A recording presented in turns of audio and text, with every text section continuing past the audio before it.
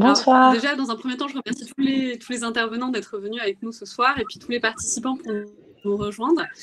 Ce soir, nous allons discuter donc de la souveraineté numérique et des implications concrètes, autant pour les utilisateurs, personnes physiques, que pour les organisations. C'est un sujet qui, à la faveur des actualités récentes et puis des dernières années, est revenu sur le devant de la scène. Qu'il s'agisse d'espionnage américain, de cybersécurité chinoise ou russe, ou même de la protection de nos données personnelles, la maîtrise de notre environnement numérique pose question. Et c'est pourquoi aujourd'hui, nous nous rassemblons pour essayer d'y répondre. Donc, nous avons avec nous 5 intervenants qui vont essayer donc sur plusieurs questions d'apporter des réponses concrètes. Je vais me présenter très rapidement. Je m'appelle Yasmine Douadi, je suis fondatrice et présidente donc, de ce fil d'actualité qui est Risk Intel et qui organise un certain nombre d'événements autour des questions de risque et comment les maîtriser. Je vais passer la main à nos intervenants pour se présenter très rapidement. Oriana. Bonsoir plutôt. Merci Yasmine pour cette invitation. Alors, je suis Oriana Labruyère, je suis avocate, je travaille exclusivement sur des questions de droit du numérique et je suis également la réalisatrice d'un podcast qui s'appelle La Robe numérique sur la tech française et européenne. Merci. Cédric. Oui, bonsoir à tous. Cédric Sylvestre, cofondateur d'Olvid, une messagerie instantanée totalement sécurisée par de la cryptographie. Bonsoir. François. Bonsoir à tous, François Henolf Jas, je suis le fondateur et le dirigeant de la société Oxybox, qui est éditeur d'une solution de cyber-résilience qui donc permet d'assurer un redémarrage rapide après un incident et après une cyberattaque ou un ransomware par exemple. Je suis par ailleurs président de l'association FIRST qui regroupe des pépites de la cybersécurité et je passe la parole. Michel. Bonsoir, Michel Juvin, je suis expert cybersécurité et membre du CESA. Le CESA est un club d'experts de cybersécurité, près de 700 membres qui échangent pour pouvoir partager les bonnes pratiques et les bonnes réponses face aux dangers qui nous concernent aujourd'hui. Et puis Hugo. Bonsoir, Hugo Benoît. Donc, je suis cofondateur d'une société qui s'appelle Breachant, qui est spécialisée dans les investigations, l'OSINT et la cybersécurité. Je suis moi-même consultant expert en sécurité offensive et j'ai également cofondé une communauté qui s'appelle OSINT-FR, qui réunit environ 3500 personnes sur Discord et qui est spécialisée dans tout ce qui est open source intelligence, donc ROSO en français. Merci beaucoup. Alors aujourd'hui, nous essayons de répondre à la question de la souveraineté numérique, de ses enjeux, de ses implications, et nous avons invité pour venir en discuter donc des juristes, puisque nous avons avec nous Oriana Labruyère qui, comme elle vous l'a expliqué, est avocate en droit numérique, et puis des représentants de la tech et des startups. Donc l'objectif, c'est de pouvoir y répondre en plusieurs étapes. La première, c'est de savoir quelle est la souveraineté numérique, quelles sont les implications de la souveraineté numérique pour les utilisateurs, entreprises et personnes physiques, le rapport entre le RGPD et la souveraineté numérique, et nous finirons par la souveraineté numérique et la compétitivité, un mariage impossible. Alors pour débuter cette table ronde, forcément, nous avons besoin déjà de comprendre qu'est-ce que la souveraineté numérique et comment la définir, et plus spécifiquement la souveraineté numérique. Alors je laisse la main à François pour ouvrir cette table ronde. Alors, merci beaucoup Yasmine d'ouvrir la table ronde par une question de définition, puisque la souveraineté est un terme, la souveraineté numérique est un terme que l'on entend énormément en ce moment pour défendre des positions diverses, et ça fait partie de ces termes qu'on utilise beaucoup et qu'en fin de compte on définit peu. La définition telle que moi je l'entends de la souveraineté numérique, c'est de pouvoir assurer la maîtrise des données et la maîtrise de l'usage qui est fait de ces données par les acteurs à qui on choisit, et j'insiste sur la notion de choix, de confier ces données-là, et c'est du coup quelque chose qui est en fin de compte très distinct de notions qu'on entend parfois revenir, en tout cas à mon sens, telles que le souverainisme ou le protectionnisme, qui n'ont rien à voir et qui ne sont pas à inclure, je dirais, de manière systématique sous cette ombrelle de souveraineté. Merci François. Cédric. Oui, si je peux rebondir, effectivement, je trouve que le terme de souveraineté a une connotation très réductrice. Souveraineté a vraiment une connotation de souveraineté donc étatique. Et là, en fait, quand on parle de souveraineté numérique, les seules questions qu'on doit se poser, c'est qui va maîtriser les données et qui va pouvoir, en fait, justement, après les avoir produites, avoir le seul en fait accès à ses propres données qui sont produites. Et donc c'est-à-dire qu'il faut sortir de la dialectique souveraineté numérique avec une cotation donc étatique et revenir sur qui produit les données. Ça peut être les États, ça peut être les entreprises, ça peut être les individus. Et la vraie question, c'est qui a la maîtrise des données qu'il produit. Donc quittons la sphère de la souveraineté à forte connotation en fait donc étatique, pour se poser la vraie question, quand on produit des données, que ce soit un État, un individu ou une société, comment fait-on pour maîtriser ces données? Hugo, qu'en penses-tu? C'est très intéressant ce qui est soulevé, mais après, voilà, en fait, souveraineté, ça vient de superus en latin, et c'est de vue de dessus. C'est une vue qui macro, une vision qui permet justement une maîtrise, parce qu'on en voit tous les enjeux, on en voit tous les aspects. Et en termes de sécurité, je pense qu'on est souverain lorsque on respecte les trois piliers de la cybersécurité, qui sont la confidentialité, l'intégrité et la disponibilité. Et ces trois fondements permettent, voilà, comme on disait, à un État, un individu, un groupe, une société, de rester maître de ces données. Oriana, est-ce que tu peux compléter peut-être?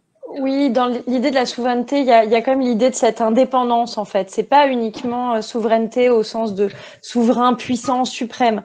On comprend, en fait, au terme dans cette idée de notion de la souveraineté numérique, que Cédric le disait, il y a une idée de l'échelon auquel on se place. C'est-à-dire qu'on n'aura pas la même définition de la souveraineté numérique quand on est un État ou quand on est un individu ou quand on est une entreprise. Donc, il y a quand même cette idée que c'est fonction de l'entreprise et de l'échelon, en fait, entreprise, personne ou État sur lequel on est, avant de donner une définition et avant de dire à quoi ça correspond exactement, en tout cas.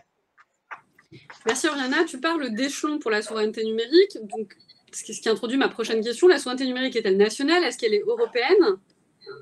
Alors, la question sous cet angle, si je reprends l'idée de l'échelon, c'est de se dire quel est le niveau intéressant dans le cadre d'une indépendance numérique. En réalité, quand on est une entreprise, comment je peux garantir mon indépendance numérique, comment je vais garantir, comme disait Cédric, mes données, comment je vais les produire et comment je suis sûre d'en garder le contrôle. Donc là, quand on parle de souveraineté numérique au sens supranational, il faut se poser la question des chiffres très basiquement. Aujourd'hui, en France, on est à peu près 66 millions de personnes. Au niveau européen, on est environ, d'après Eurostat, 447 millions et aux États-Unis, ils sont 325 millions. Donc, en réalité, on se rend bien compte qu'un État tout seul contre un État comme les États-Unis, en fait, on ne fait pas le poids. Et l'idée de l'échelle est donc bien là, de se dire, si on raisonne au travers d'une échelle européenne, on va raisonner sur des masses qui sont intéressantes. Et si on garde cet échelon européen, on aura du coup une force équivalente. Je ne veux pas donner non plus l'idée qu'il y a une opposition constante, parce que c'est en tout cas pas ma philosophie dans la manière dont j'appréhende l'idée de la souveraineté numérique. Donc voilà, c'est quand même pour moi l'échelon européen pour avoir un dialogue à force constante, sans avoir cette idée de l'absolue opposition constante qui, à mon avis, est absolument pas constructive. Alors Michel, vous en pensez quoi, vous, de cette question d'échelon de souveraineté? Est-ce qu'on est national, est-ce qu'on est européen? Alors, je voudrais le ramener en fait au contexte de l'entreprise, parce que le besoin, il est au niveau des entreprises. Alors, je ne parle pas des individus, mais plutôt des entreprises.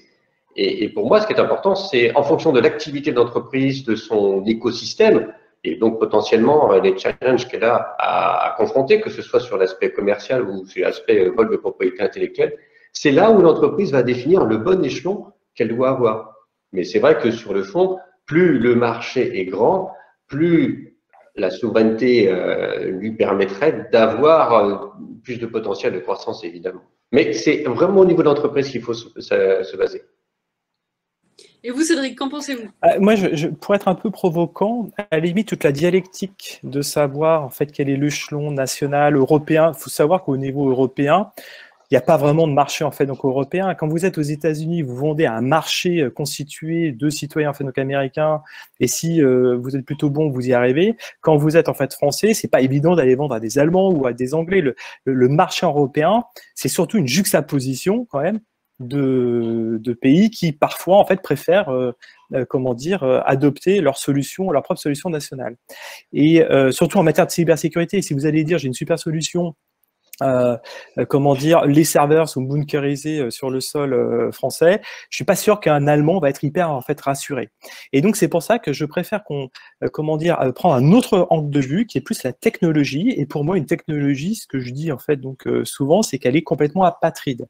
Et avant de se poser la question des marchés, ce qu'il faut c'est avoir une très bonne en fait donc technologie. Et dans le cas en fait d'Olvid, on pourra en parler, et qui justement est agnostique par exemple de la localisation donc des serveurs. Et quand on met la technologie d'abord dans une première phase et qu'on arrive à prouver que cette technologie est bonne, il y a un certain nombre de moyens, de certificats que l'on peut obtenir, après va s'adresser la question des marchés et la manière de commercialiser. Mais avant tout, pour moi, il faut avoir vraiment une vision de la technologie, peu importe finalement où elle est produite et où elle est localisée. Merci Cédric. Alors lorsqu'on parle de souveraineté numérique, on parle forcément de ses implications, que ce soit pour les utilisateurs, les entreprises, mais également les personnes physiques. D'où ma prochaine question qui cette fois-ci se tourne plutôt vers Hugo. Une entreprise doit-elle être souveraine sur ses données? Est-ce possible en dehors du cadre national ou européen? Entreprises et États sont souvent liés. J'ai un petit bug, excusez-moi. Entreprises et États sont souvent liés, comme l'affaire Snowden l'a montré il y a quelques années. Des Facebook, des Google existent aussi car ils ont une certaine connivence avec le système américain dans lequel ils opèrent. Et donc la dimension de l'entreprise passe par une notion d'État et donc ça, Ariana pourrait aussi peut-être parler de ça, mais sur toute la législation qui en découle, parce que c'est quelque chose de très cadré. Et donc voilà. Merci Hugo. Alors Oriana, justement Hugo se tournait vers toi. Donc. Oui, en fait, dans la question de la souveraineté et la capacité d'être souverain, il y a quand même l'idée du caractère transnational, enfin de l'extraterritorialité de la réglementation. Aujourd'hui, je suis d'accord avec Cédric sur le fait qu'il faut se poser la question de la technologie, mais si la réponse technologique en fait ne permet pas de s'extirper comme le fait Olvid, qui est apatride, de l'autorité des États, en réalité, ça a beaucoup de sens de se poser la question de savoir où est-ce qu'on s'implante. Parce que le régime juridique va quand même découler de l'implantation de la nationalité, entre guillemets, de l'entreprise. En revanche, on ne pourra pas échapper à l'extraterritorialité d'un certain nombre de règles, et c'est en ça qu'il faut faire très attention dans le cadre de la souveraineté de l'entreprise en réalité sur ces données, c'est qu'il faut se poser la question de cet impact en fait par rapport à l'utilisation de telle technologie ou de telle autre. Donc oui, on peut être souverain sur ces données. En tant que personne en Europe, on a cette faculté, avec notamment l'ensemble du corpus réglementaire sur la protection des données, d'être souverain en tant qu'individu sur ces données. Maintenant, quand on est une entreprise, c'est peut-être plus compliqué. Quand on est un État, c'est encore plus compliqué, mais il ne faut pas désespérer. Merci Oriana. François, qu'en penses-tu ? Alors, le sujet, et puis je vais aussi réagir un petit peu à ce qui est dit en parallèle dans le chat. Le sujet, en fait, il ne faut pas opposer la souveraineté nationale, donc qui effectivement a été définie en tous les cas dans un rapport sénatorial comme étant la capacité de l'État à agir dans le cyberespace. Merci Eddy, du coup je cite. Et la souveraineté, en fin de compte, individuelle des entreprises sur leurs propres données. La souveraineté pour une entreprise, et dans une certaine mesure, c'est aussi vrai pour un État, ne peut passer que par la technologie et les garanties que vont lui amener la technologie. Ce qui est intéressant, c'est que les garanties qu'on lui amener vont lui amener la technologie, elles-mêmes doivent être garanties. On peut souligner que dans ce contexte-là, il y a notamment l'ANSSI qui va permettre aux entreprises d'avoir une visibilité sur ce qui est certifié, ce à quoi ils peuvent faire confiance ou non. Donc, toute entreprise ne pouvant pas être spécialiste de tous les sujets. Et pour revenir sur le fait que les entreprises n'ont pas le même moyen que l'État, mais qu'en fin de compte, ces moyens se rejoignent, c'est qu'on ne peut pas construire quelque chose de souverain uniquement en s'attachant à l'appartenance nationale. Il y a des exemples très simples de ça. On ne peut pas construire un data center avec uniquement du matériel français dedans. Aujourd'hui, on n'a pas les moyens industriels de construire nos propres serveurs. On peut citer, par exemple, à titre d'illustration, le fait que si on construit une infrastructure avec du Supermicro, qui est une entreprise américaine qui produit ses serveurs en Chine, il y a quelques mois, je pense, de ça, peut-être maintenant quelques années, parce qu'on vieillit vite, une forte suspicion que leurs serveurs étaient tous équipés en Chine de mouchards au niveau hardware. Donc on ne peut pas si on n'a pas la maîtrise de 100% de sa chaîne de production, on peut garantir sa souveraineté que par le biais d'outils qui permettent d'avoir, eux, une sécurisation au niveau des usages et évidemment, en passant par les usages de la donnée. Merci François. Alors je me permets de me tourner quand même vers toi pour la prochaine question. Selon toi, quels sont les outils français ou européens disponibles pour les entreprises souhaitant sécuriser leurs données, notamment contre les cyberattaques, mais pas que? Alors, il y en a. Alors, la bonne nouvelle, c'est qu'effectivement, en France, on a, je dirais, un terreau fertile et que très récemment, Emmanuel Macron a donné une feuille de route très ambitieuse sur le secteur de la cybersécurité. Donc ça, je dirais, c'est la bonne nouvelle. Il y a une volonté politique et il y a des technologies et pléthore d'acteurs, de startups, que je ne vais pas tous citer ici, qui ont des solutions qui sont extrêmement pertinentes. L'enjeu pour l'écosystème, et là je vais parler en tant que moi-même comme un acteur de l'écosystème, c'est justement la construction d'un écosystème. Parce qu'on est face à quoi en tant qu'éditeur de solutions de cybersécurité français? On est face, je vais évidemment citer les GAFAM, on est face à Google, on est face à Amazon, on est face à Microsoft. On est face à des acteurs qui proposent des expériences d'utilisation qui sont très complètes. Et l'exemple facile de ça, c'est que quand on a tous voulu se mettre au télétravail, enfin quand on a tous dû se mettre, je pense que c'était plutôt subi que choisi, au télétravail, on est tous passés sur Teams à un moment donné. Pourquoi sur Teams? Parce que c'était facile, c'était dans notre ordinateur Microsoft, c'était 2 clics, on avait immédiatement accès à la solution. Certains d'entre nous sont passés sur Google Meet parce qu'ils prenaient leur rendez-vous dans Google Agenda et qu'ils avaient tout de suite un lien qui leur permettait de créer une visioconférence en 2 clics. Cette facilité d'utilisation, cette intégration des produits, ça forme un écosystème cohérent. Quand on est Google, quand on est Microsoft, dans mes exemples, c'est très simple. Cet écosystème, on l'a construit soi-même parce qu'on a beaucoup de moyens, parce qu'on a beaucoup d'argent. On l'a construit en rachetant des sociétés au fil de l'eau. Par contre, quand on est français et qu'on a quand même un accès au fonds qui est plus difficile, qu'on a une échelle qui est plus réduite, la seule solution pour construire un écosystème qui soit aussi lisible et aussi cohérent pour l'utilisateur, ça va être de co-construire ensemble. Alors, c'est notamment la démarche dans laquelle s'inscrit l'association First, mais il y a évidemment d'autres acteurs en France qui s'attachent à faire ça. On peut citer l'ACN, qui est l'association représentative des acteurs de la cybersécurité. C'est l'Alliance pour la confiance dans le numérique. Et on peut également citer Exatrust, par exemple, qui vise à se regrouper. Donc, alors, ma réponse, c'est, elle s'adresse plutôt effectivement aux éditeurs qu'aux utilisateurs. Après, on a autour de la table, par exemple, Olvid, qui est une solution française, souveraine, de communication sécurisée. Oui, je veux bien dire un mot, François, en fait, donc sur le sujet. J'ai vu que quand j'ai employé le terme technologie apatride, ça fait réagir, en fait, effectivement, dans le chat. Ce que je veux dire, en fait, donc par là, c'est que, de toute manière, tout le monde a basculé sur Office 365 de Microsoft ou sur Google Suite. Quasiment, en fait, donc tout le monde.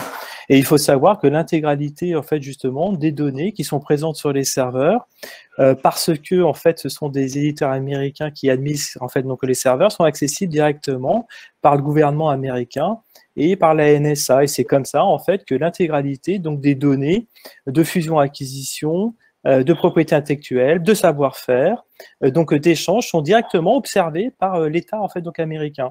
Donc, c'est pour ça que je redis une conviction qui est très forte, si on arrive à créer des technologies qui justement permet de s'extraire justement de certaines lois qui vont imposer la possibilité de regarder ce qui se passe sur les serveurs, eh bien c'est mieux. Nous, de manière très provocante, on a mis en fait pour la version grand public de Olvid gratuite les serveurs sur AWS. Si jamais l'État américain demandait en fait justement à regarder ce qui se passe sur les serveurs, il pourra absolument rien trouver parce que nos protocoles cryptographiques fait que la sécurité ne repose plus sur les serveurs. Donc c'est pour ça que je me permets en fait donc de dire que plus on arrivera à monter donc des technologies où on arrive à prouver mathématiquement que finalement l'éditeur n'a accès en fait à rien et qu'on permet en fait justement de dire aux utilisateurs de la solution, que ce soit des entreprises ou des particuliers, les seules personnes qui peuvent prendre connaissance donc des données, c'est vous qui avez produit en fait ces données. Il me semble en fait que c'est ensuite beaucoup plus facile de ne plus être soumis à des lois en fait extraterritoriales. Merci Cédric. Alors Hugo, tu voulais peut-être rajouter un mot? Oui, très rapidement. En fait, moi personnellement, évoluant beaucoup dans le milieu de l'intelligence économique, c'est surtout des solutions open source quand elles sont qui sont proposées aux alternatives plutôt microsoftiennes, je dirais. Il faut aussi Enfin, pour moi, la technologie est pas neutre. Et idéalement, oui, il faudrait qu'elle puisse être défaite de tout déterminisme étatique ou volontaire. Mais après, oui, même si une loi interdit aux États-Unis de vérifier ce qui se passe sur les serveurs AWS, du moment qu'ils sont stockés sur un territoire, et on a vu qu'il y a eu des opérations clandestines sur certains data centers pour obtenir des données chiffrées de messagerie. Je pense par exemple à AndroChat sur le territoire français qui actuellement reçoit beaucoup de plaintes. Voilà, et même si la solution est auditée, etc., il y a toujours des mises à jour qui sont envoyées un jour ou l'autre, et ces mises à jour peuvent du moment que les mises à jour aussi sont partie possédante d'une entreprise ou d'une entité étatique, elles peuvent aussi avoir des dérives. Voilà. Juste une question pour réagir, parce qu'on a essayé de regarder en fait le chat. Par exemple, quelqu'un s'appelle Cyber et dit OK, confidentialité, intégrité, mais que la disponibilité. Vous avez tout à fait raison, mais je pense que ce qu'il faut faire, me semble-t-il, c'est que les solutions puissent tourner n'importe où. Et de toute manière, sont en train en fait d'être créées, notamment sur le marché français, on en parlera donc tout à l'heure, ou le marché européen, des solutions, multi en fait donc solutions, c'est-à-dire que c'est au client de choisir où il veut choisir où héberger ses données. Donc ça peut être chez AWS, ça peut être chez OVH, ça peut être dans un Secnu Cloud, donc sécurisé et certifié en fait donc par l'ANSSI. Et de plus en plus, me semble-t-il, il faut que nous qui proposons des solutions de cybersécurité, on puisse en fait les faire tourner n'importe où. Et si jamais en fait ça doit tourner sur un serveur donc sécurisé, effectivement, ça pourra en fait contenter l'utilisateur. Finalement, c'est à l'utilisateur de choisir là où il veut choisir d'héberger ses données. Merci Cédric. Alors, je me permets de rebondir sur ce que disait Hugo tout à l'heure pour me tourner vers lui pour la prochaine question. Les utilisateurs consommateurs, donc personnes physiques, ont-ils besoin de la souveraineté numérique ou peut-on protéger les données personnelles sans souveraineté numérique? Je pense qu'il y a un niveau de maturité à atteindre pour les utilisateurs, parce que oui, les utilisateurs peuvent choisir et doivent choisir, mais ils sont aussi orientés dans le sens où, par exemple, regardons par exemple Microsoft qui passe des partenariats avec les universités ou les écoles pour leur donner des licences gratuites et former un peu comme les dealers donnent gratuitement devant les écoles. Désolé de la métaphore pour les gens de Microsoft, mais voilà, pour habituer et que les gens soient formés dès leur enfance sur des outils Microsoft et à l'université ils utilisent du Microsoft et quand ils arrivent en entreprise, si on les met sur autre chose, il faudra les former à autre chose et puis même les décideurs, ils vont acheter naturellement du Microsoft, ils ont été formés dessus. Donc il y a aussi une démarche un peu pédagogique et je pense que cette discussion, par exemple, ce soir en fait partie, pour mettre un peu les gens à niveau sur les questions de souveraineté et qui se posent des questions, parce que souvent, là, les gens se disent « Ah, moi, les données, j'ai rien à me reprocher, personne qui s'intéresserait à moi. » Mais quand on voit la valeur que peut avoir l'information, que ce soit purement numéraire ou même les leviers qui peuvent être faits sur une famille ou sur le travail ou sur les gens, une personne, même ayant un petit poste dans une entreprise stratégique, peut être attaquée parce qu'on connaît ses informations, son mot de passe, ses mails, on sait ce qu'elle va aimer, sur quoi elle cliquera, et voilà. Merci beaucoup Hugo. Michel, pour reprendre cette même question. Oui, je pense qu'effectivement, on a tous besoin quelque part d'avoir confiance là où on met nos données. Ça, c'est un principe de base, que ce soit des données professionnelles ou de l'entreprise, en particulier la propriété intellectuelle, mais aussi toutes les autres données, y compris les métadonnées. Moi, je rêverais qu'une solution de chiffrement unique et portée par l'utilisateur soit utilisable partout et dans tous les contextes, ce qui n'est pas encore complètement le cas. Hein, ça marche effectivement lorsqu'on parle d'échange de données personnelles. Cédric, avec Olvid, propose une solution qui est super intéressante. Pour autant, il y a beaucoup d'applications qui sont malheureusement pas faciles, dans lequel on ne peut pas facilement intégrer le chiffrement de ces données. Donc, c'est tout un grand problème qui n'est pas correctement traité en dehors de données à caractère personnel aujourd'hui. Merci Michel. Alors Oriana, quels sont les outils aujourd'hui qui permettent aux utilisateurs de protéger leurs données en évitant d'utiliser WhatsApp notamment? Alors, je ne vais pas répondre vite, c'est trop facile, mais j'aurais pu. En fait, l'enjeu, je pense que c'est surtout la maîtrise de la connaissance. Savoir ce que j'utilise, comment je l'utilise, pourquoi je l'utilise. Et ça, aujourd'hui, c'est ça le principal outil. Là. On est en train de le faire en partageant nos connaissances, en essayant de débattre sur ces questions. Mais en réalité, le principal outil pour moi, ça reste la connaissance.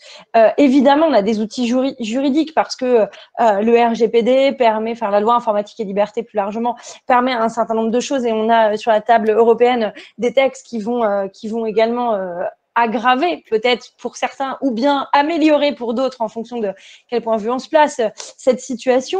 Mais aujourd'hui, c'est vraiment l'enjeu pour moi, c'est la connaissance, la maîtrise, la compréhension. Il y a quelques secondes, vous parliez de cette acculturation aux produits Microsoft ou Apple d'ailleurs, hein, parce que dans des universités, on retrouve les deux hein, en fonction de la sensibilité des chaires aux universités, soit Apple, soit Microsoft, soit un peu les deux, enfin voilà. Mais la question, c'est qu'est-ce qu'on fait de nos élèves en troisième, en quatrième, en seconde ou maintenant en CM2? Enfin, je veux dire, tous les enfants qu'on côtoie ont accès à des téléphones. Est-ce qu'ils comprennent ce que ça veut dire? Aujourd'hui, on ne se pose pas la question de comment ça fonctionne. On télécharge une application. Voilà, donc en fait, il y a d'abord, je crois que le premier outil, c'est la compréhension et la volonté de comprendre et de ce qui est d'ailleurs quelque chose qui est difficile en fait, hein, se mettre derrière la machine, se poser la question.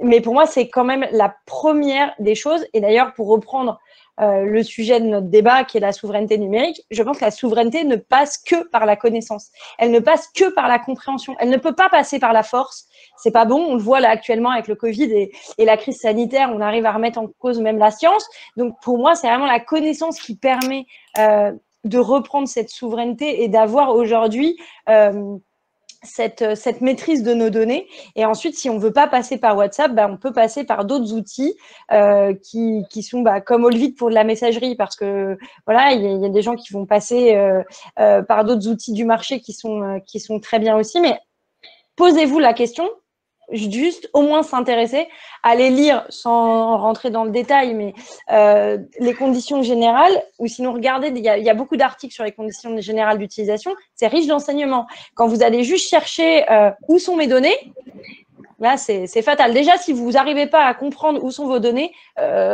prenez une autre application. Quand ça devient trop compliqué, barrez-vous. Je ne veux pas vous le dire autrement. Si je peux me permettre, Oriana, je suis entièrement d'accord. En fait, pourquoi en fait finalement les solutions des éditeurs américains ont beaucoup de succès?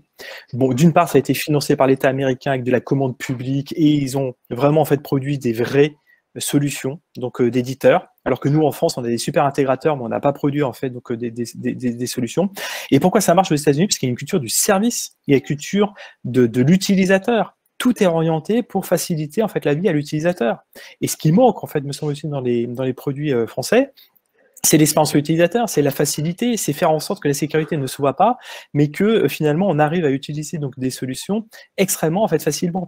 Donc quand on arrivera justement à avoir des solutions où l'utilisateur se connecte, qu'il n'y a aucune barrière à l'entrée, et on arrive à faire des produits très intégrés avec une vraie expérience utilisateur, là on aura en fait donc gagné. Et on aura en fait et là on arrivera en fait donc à imposer nos solutions. Donc il y a une vraie culture du service aux États-Unis qui en plus a été véhiculée et financée par l'État américain qu'on n'a pas du tout en fait sur le marché en fait français, ou en tout cas pas suffisamment. C'est juste l'utilisateur. Si vous voulez que l'utilisateur utilise votre solution, il faut que ce soit facile, agréable, le service en fait donc avant tout. Et on a du boulot et même du côté de Olvid sur ce sujet. Hugo, tu voulais ajouter quelques mots? Juste une phrase. Le gros problème de plus on facilite l'utilisateur, moins il a accès aux configurations et aux usages avancés. Je vois les ordinateurs dans les années 80 où il fallait programmer et connaître tous les systèmes, où vous aviez juste un terminal.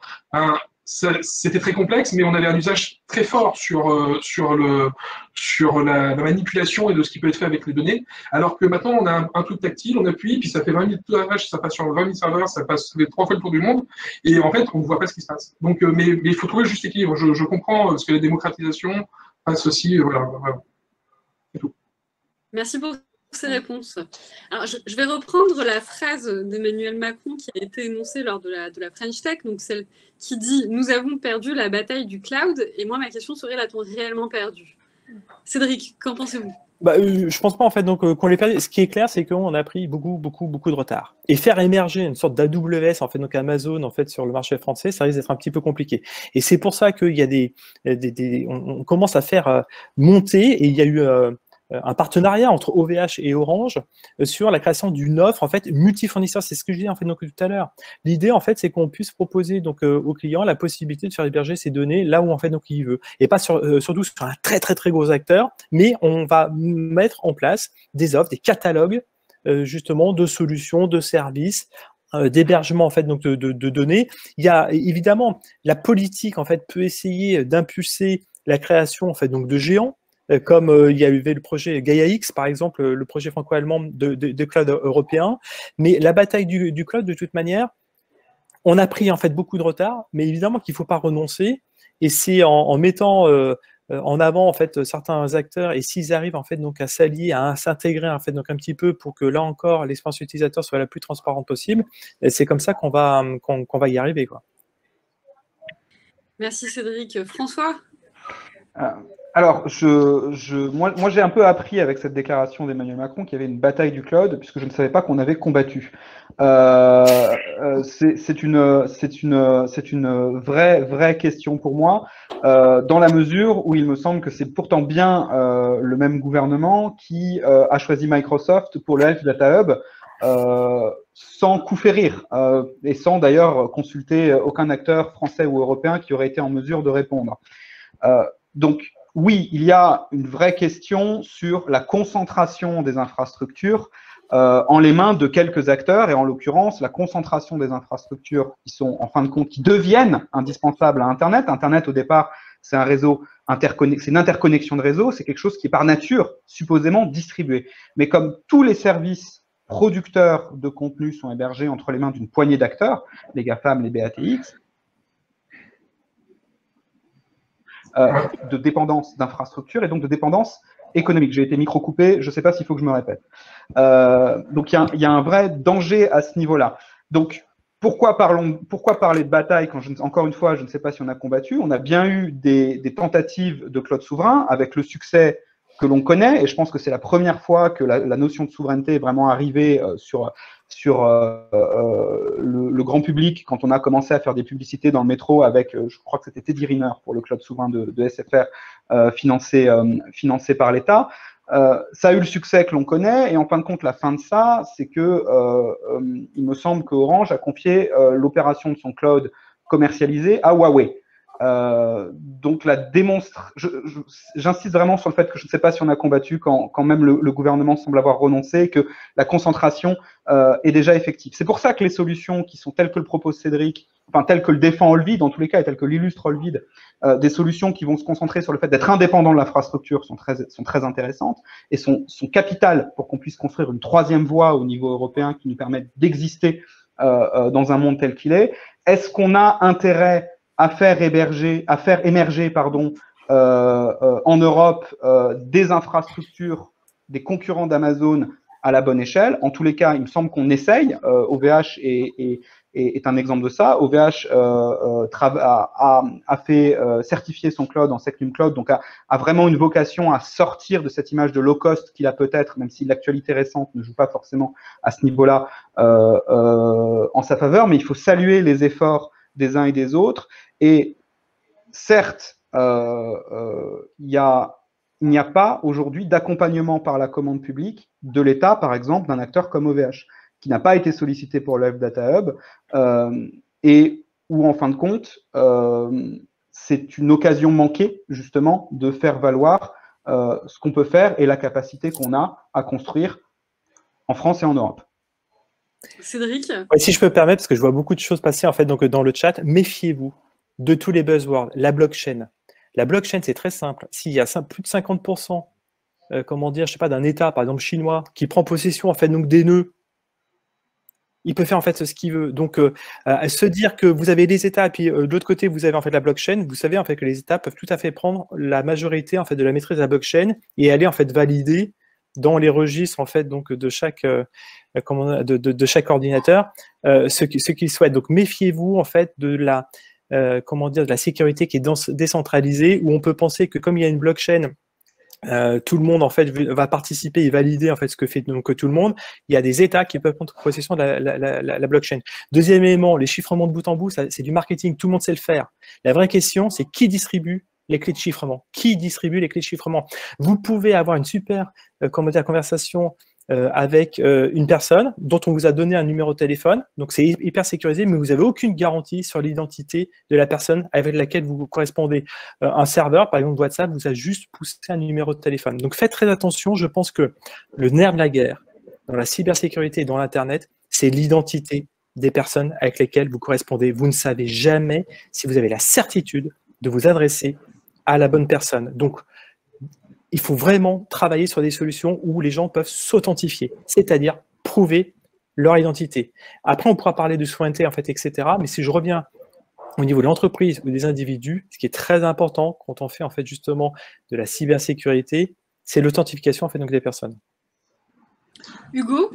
Juste pour compléter, c'est vrai que voilà, qui produit les clés de chiffrement? Parce qu'on a beau dire que voilà, c'est chiffré de bout en bout. J'enverrai, pour ceux que ça intéresse, vers le cas assez récent des entreprises suisses qui fournissaient des certificats de chiffrement aux pays étrangers et qui étaient en fait qui avaient des forts liens avec la CIA.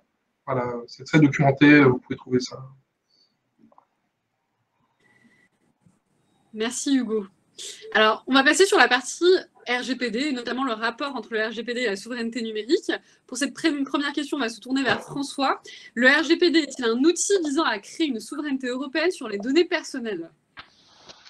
Alors, le RGPD a eu le bénéfice extraordinaire d'être une première étape qui a clairement indiqué à tout le monde et a, je dirais, écrit dans la loi que les données personnelles et les données nominatives ont une valeur et qu'on n'exploite pas ces données n'importe comment.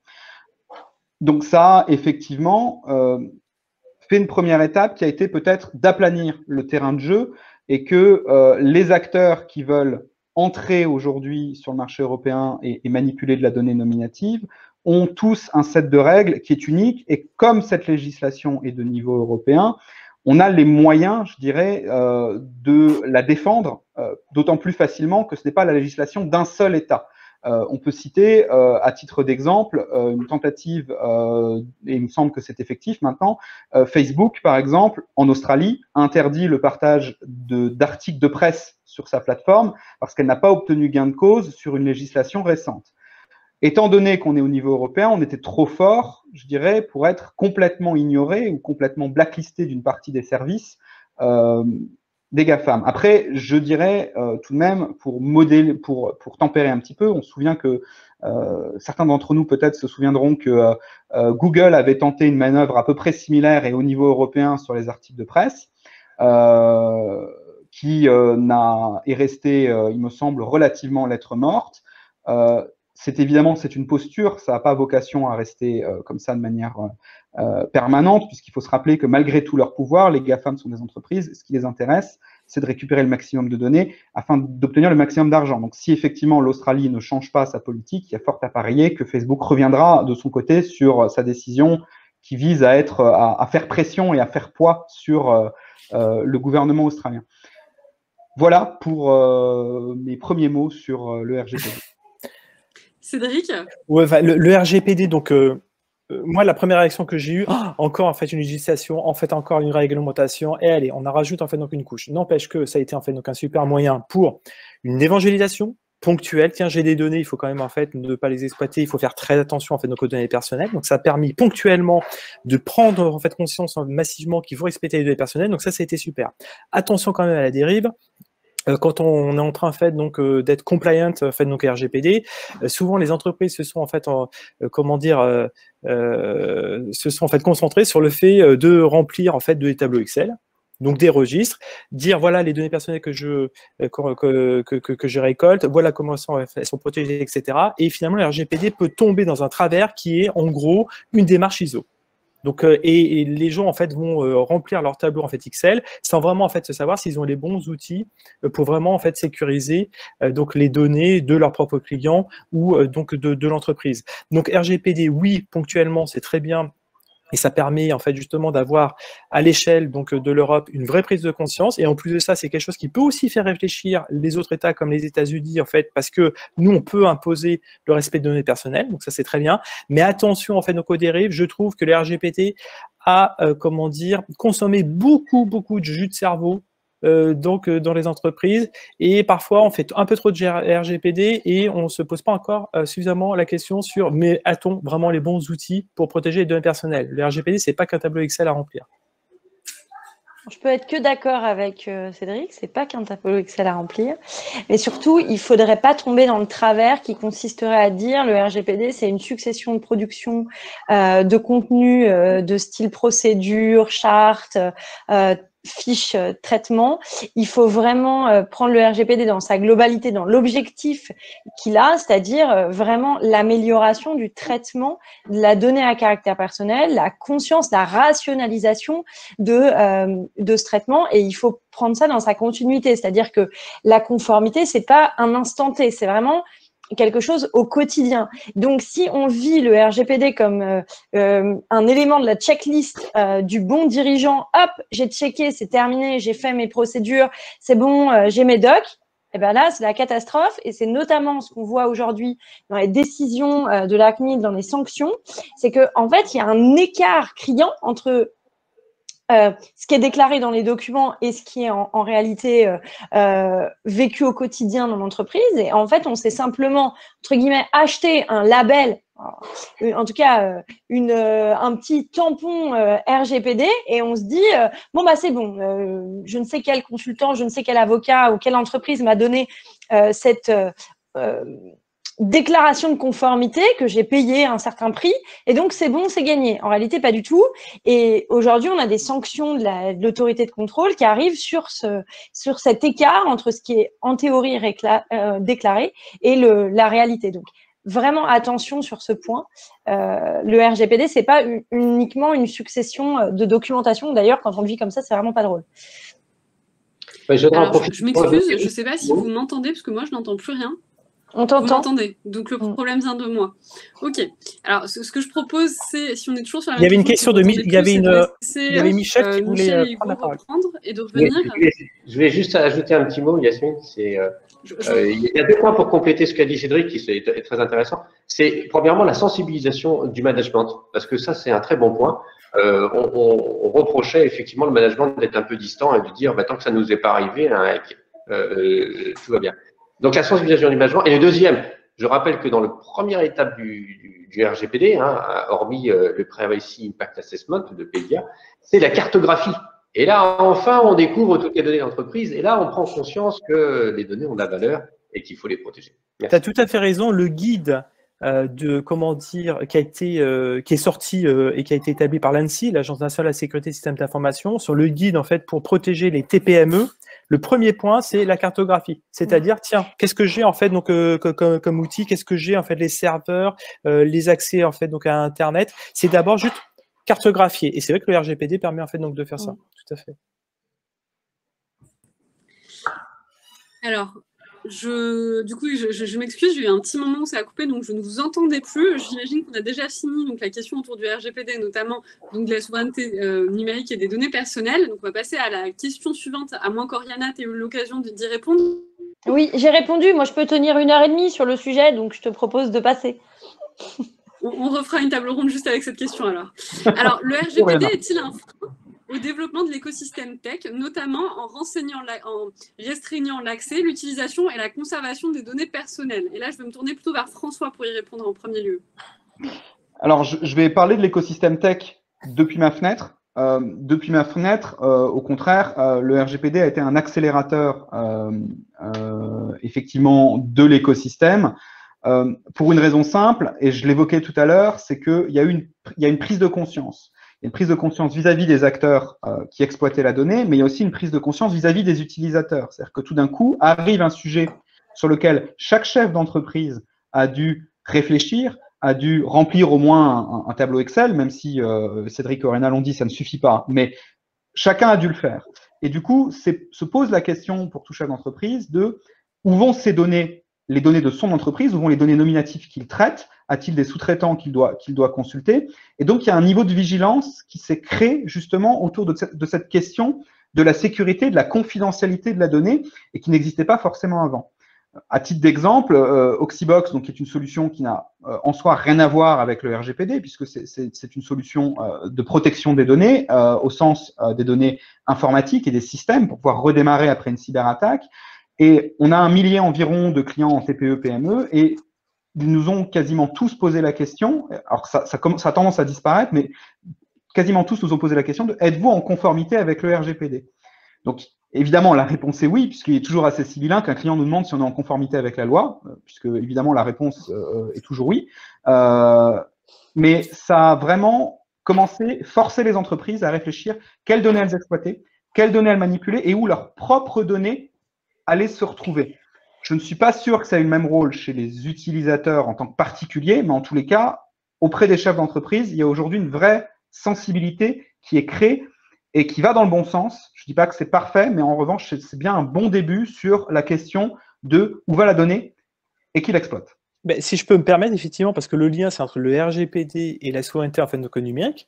Une fois qu'on a rempli ces petits tableaux et se dire, ben voilà, il y a telles données personnelles qui sont dans tel fichier et c'est et c'est géré par telle solution. Si vous vous posez pas la question vraiment de soulever les plaquettes marketing et de savoir, mais où sont-elles vraiment en fait traitées? Est-ce qu'elles sont acheminées peut-être en fait justement par tel câble ou est-ce que l'éditeur de la solution peut avoir accès en fait aux données? Eh bien, vous avez bien rempli votre tableau Excel, mais vous n'êtes pas à l'abri d'une fuite de données. Et donc la souveraineté et le RGPD c'est bien, mais regardez derrière les solutions que vous utilisez où sont hébergées les données. Est-ce qu'un tiers peut y avoir accès? Est-ce que l'éditeur structurellement peut avoir accès aux solutions? Et dites-vous bien qu'il y a de plus en plus de fuites de données et que de plus en plus les entreprises qui sont cyberattaquées, ce sont lesquelles? Ce sont les fournisseurs de solutions de cybersécurité.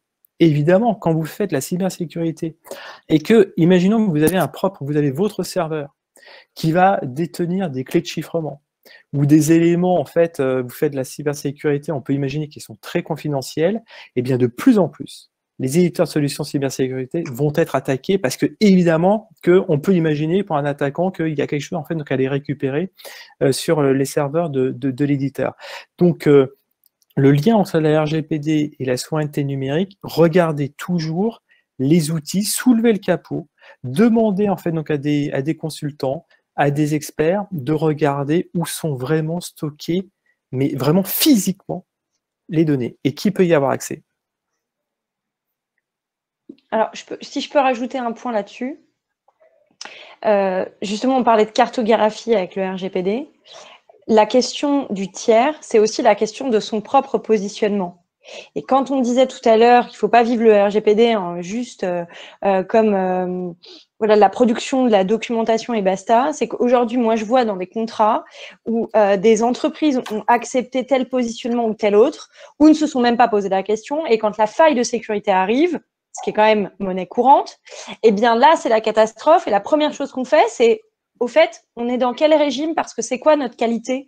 Est-ce qu'on est responsable de traitement? Est-ce qu'on est sous-traitant? Est-ce qu'on est co-traitant? Est-ce qu'on est co-responsable? Ou on est responsable de traitement distinct? Et qu'est-ce qui se passe? Et du coup, quelles sont mes obligations vis-à-vis de mon co-contractant? Quelles sont mes obligations vis-à-vis des utilisateurs? Et du coup, quelles sont mes obligations vis-à-vis de l'autorité de contrôle? aujourd'hui, se poser ces questions-là, c'est aussi s'enlever beaucoup de stress et permettre une meilleure gestion des données, de son positionnement dans l'entreprise, enfin comme entreprise vis-à-vis de son écosystème. Et c'est aussi du coup, en fait, limiter le risque. Parce que là, de tous les sujets qu'on évoque autour de la souveraineté, c'est de la gestion du risque, ni plus ni moins. Et le RGPD est un risque. L'extraterritorialité de la loi américaine est un risque. Alors américaine ou autre, on s'en fiche. Et la cybersécurité, c'est aussi un risque. Ici, là, c'est vraiment de la gestion de risque. Donc, il faut se poser ces questions-là en amont. Sinon, c'est la souffrance, vraiment. Et en plus, ça coûte plus cher. Donc, ça n'a vraiment aucun double mauvais intérêt, quoi. C'est vraiment pas une bonne idée. Merci, Oriana. Michel, qu'en penses-tu? Je voudrais tenter de résumer assez sommairement ce qui s'est dit. Premièrement, le RGPD, c'est pas un frein à développement parce qu'on voit énormément de solutions technologiques qui apparaissent sur le marché et des solutions, voire même franco-françaises.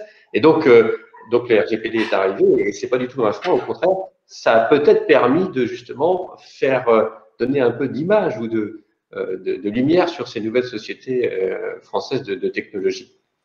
Le deuxième, c'est pour rejoindre ce qui vient de se dire, c'est que c'est vrai. Au moment où on va acheter une solution chez un fournisseur, la vraie question, c'est quels sont les critères de sécurité que le fournisseur va appliquer pour protéger mes données. Et ces critères de sécurité doivent être les mêmes que ceux que j'applique à l'intérieur de mon entreprise. Autrement dit, ma politique cybersécurité de l'entreprise doit aussi être appliquée chez mes fournisseurs. Donc, pour répondre à ce que tu disais, Oriana, c'est vraiment important. Au moment où on va contracter avec une entreprise tiers, il faut effectivement impérativement qu'il y ait un certain nombre de risques d'évaluation de sécurité qui soient mis en place. Et je suis entièrement d'accord, pardon.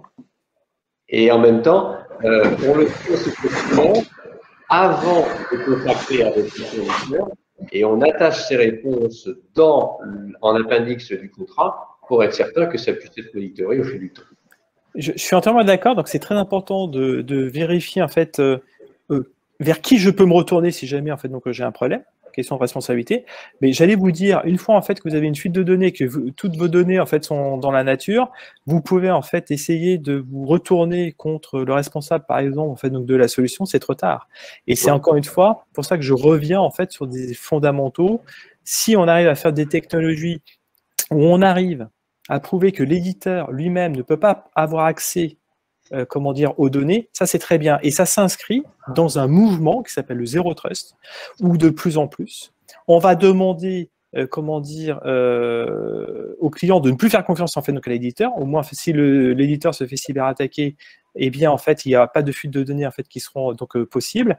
Et je pense que je reviens toujours à des leitmotifs, mais aujourd'hui, le Zero Trust, c'est avant tout pouvoir s'authentifier tout de suite avant de se connecter, par exemple, à un serveur. Il faut s'authentifier. Quand on s'authentifie, on a des droits qui sont en fait limités à utiliser certaines applications et non pas en fait justement à utiliser tout. Donc il y a un vrai enjeu.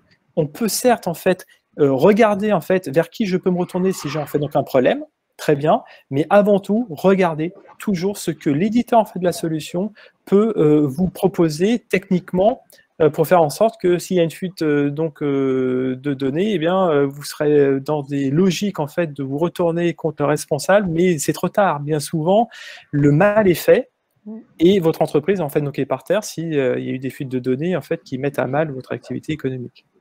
Je voudrais préciser parce que comme tu utilises le concept du Zero Trust, le Zero Trust s'appuie sur 4 critères: l'identification du device, la localisation et l'application cherchée. Ce n'est pas simplement l'identification.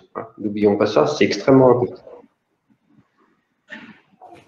Merci Michel. Alors nous arrivons à la dernière partie de cette. Il y a Hugo qui voulait réagir. Ah, non, Hugo. Je soutiens beaucoup le RGPD et je pense que c'est quelque chose de très protecteur par rapport aux logiques anglo-saxonnes. Mais juste pour nuancer, pour donner quelques effets pervers de cette loi, en fait, par exemple, les entreprises européennes sont particulièrement ciblées par les ransomware parce qu'elles sont plus susceptibles de payer par peur de la RGPD. Et donc, certains exploitent en fait ce genre de choses. Et l'autre aussi, c'est, enfin, ça, je parle plus par rapport aux investigations et l'open source intelligence. Lorsqu'on fait des recherches, par exemple, pour désanonymiser des noms de domaine à base de WHOIS, pour ceux qui connaissent ce genre de choses, maintenant, on peut plus savoir ce genre de choses, on peut plus savoir ça. À qui appartiennent les noms de domaine, à qui. Donc en fait, il y a une transparence aussi qui disparaît d'Internet, mais c'est aussi, ça permet d'anticiper le fait que le public n'est pas forcément l'utilisateur commun n'est pas assez mature sur la valorisation de ces données, et ça permet d'anticiper les risques. On parlait de risques tout à l'heure, donc et c'est surtout aux éditeurs et ceux qui créent les lois d'anticiper les risques. Voilà. Alors, juste attention, parce qu'on a toujours accès au WHOIS. Hein. C'est juste que c'est au travers d'une procédure. Avant, c'était en clair. Depuis le RGPD, ce n'est plus en clair. Mais les registres qui gèrent les noms de domaine peuvent quand même communiquer cette information. Et vous retrouvez sur tous les grands noms de gestionnaires des noms de domaine, vous trouvez en ligne les procédures pour l'accès au WHOIS. Donc, c'est juste que ça rajoute une étape qui du coup est plus lourde pour l'entreprise qui souvent en fait a eu sa marque usurpée ou son site squatté, mais on peut quand même toujours avoir accès. Hein. Merci pour ces éclaircissements et puis cet ajout. Et puis merci Hugo d'avoir complété la réponse.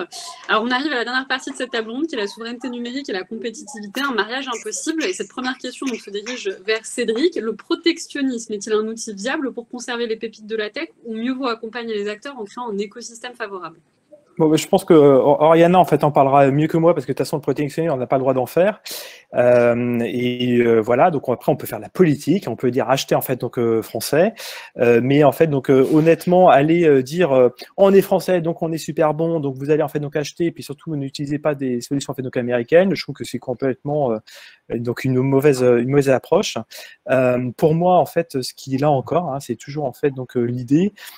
Ce qui fait en sorte que votre solution est utilisée, c'est que vous êtes facile d'utilisation, que l'expérience utilisateur en fait donc est bien, et en plus ça en fait donc vous êtes donc sécurisé. Donc je reviens toujours aux fondamentaux de la technologie. Après on peut l'habiller de marketing, du discours en fait donc commerciaux. Peut-être que là encore on a du travail donc à faire, mais je ne pense pas malheureusement qu'il suffit de taper du poing sur la table. Il faut acheter en fait donc français et que tous les Français vont se mettre à utiliser des solutions en fait françaises. C'est pas comme ça que ça marche. Les solutions sont utilisées quand elles sont bonnes, quand on arrive à le prouver donc techniquement et quand elles sont faciles d'utilisation. Et là, de toute manière, si vous apportez en fait donc une solution pour les Français qui arrivent à répondre à ces différents donc critères, vous n'aurez pas besoin de faire en fait de protectionnisme en disant surtout n'utilisez pas les solutions américaines.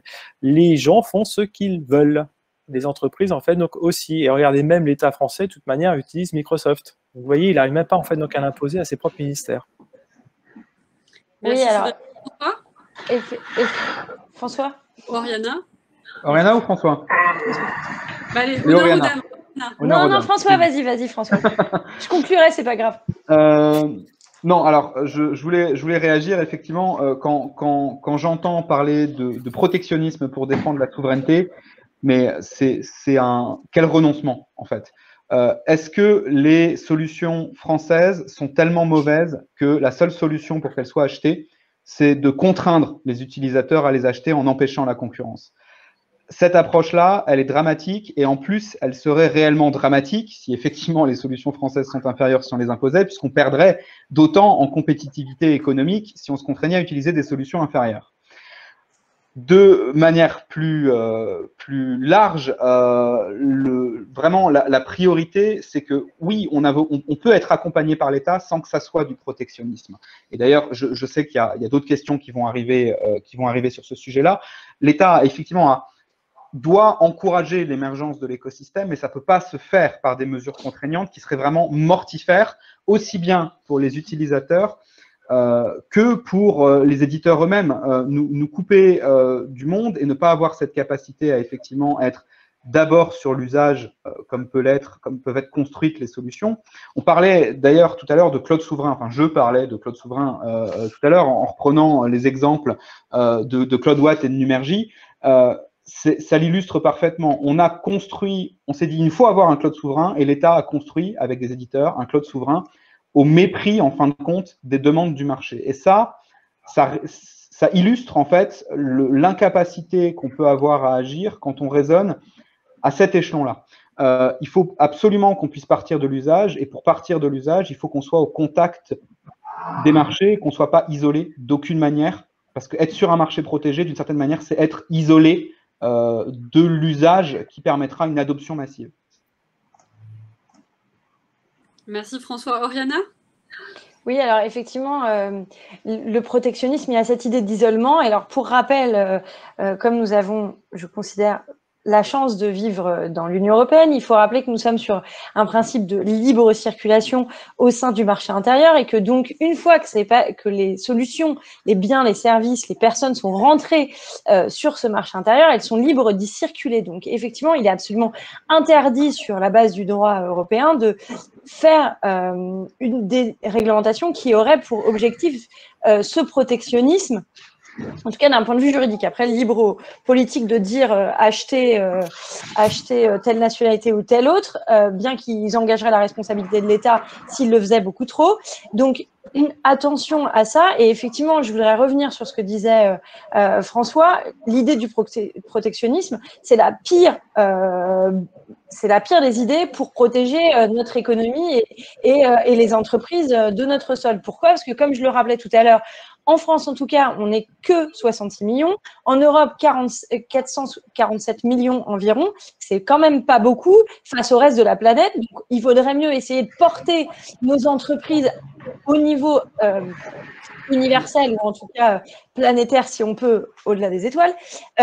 Mais en tout cas, c'est beaucoup plus intéressant de se dire qu'on va grandir et les accompagner dans ce développement que simplement viser un marché limité, qui n'a pas de sens d'ailleurs. Hein. Aujourd'hui, on le voit bien, tout a peu de frontières. En tout cas, le numérique n'a pas de frontières.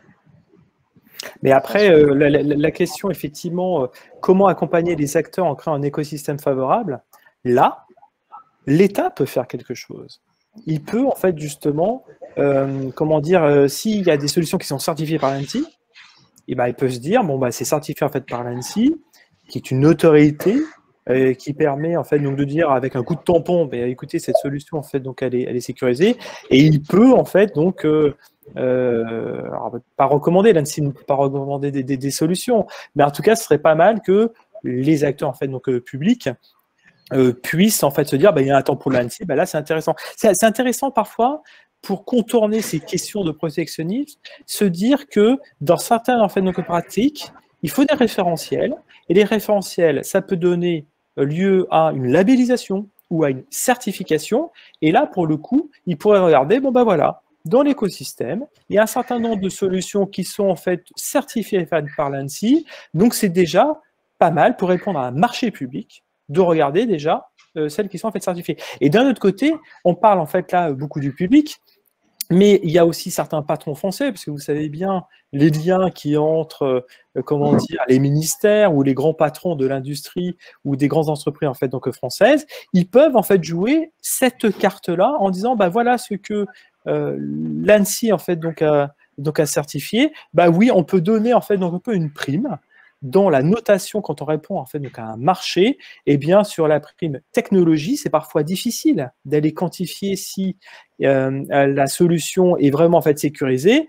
Comme le client final qui a rédigé le cahier des charges et qui doit en fait donner une note et attribuer en fait le marché, il a qu'à en fait la possibilité de se retourner en fait donc vers l'ANSSI et mettre une bonne note à ceux qui seront certifiés en fait donc l'ANSSI. Donc c'est une manière, si vous voulez, pas de faire du protectionnisme, pas de dire les solutions françaises sont géniales, mais c'est se dire que certaines solutions quand même sont certifiées par des agences qui ont quand même une certaine autorité et ils pourraient donner un petit plus aux solutions qui ont cette certification. François ? Je vais rebondir sur une réflexion que je vois dans le chat et qu'évidemment, alors et qu'on n'a pas cité, mais qu'effectivement on aurait pu citer. Oui, on ne peut que souhaiter un Small Business Act à l'européenne, qui serait un moyen d'accompagner justement les sociétés émergentes et les technologies innovantes dans le secteur de je parlais du secteur de la cybersécurité par réflexe, mais dans le secteur de la tech en général, et qui effectivement permettrait de non pas protéger, mais d'accompagner la croissance et d'amener effectivement du carburant et surtout ce dont et je parle en connaissance de cause, les startups et les scale-up européennes ont besoin en priorité, c'est de fonds propres. C'est pas de subventions, ça on est très bien servi en France, mais c'est effectivement de fonds propres et un Small Business Act pourrait être la manière d'amener ceci pour les sociétés émergentes en Europe et donc en France.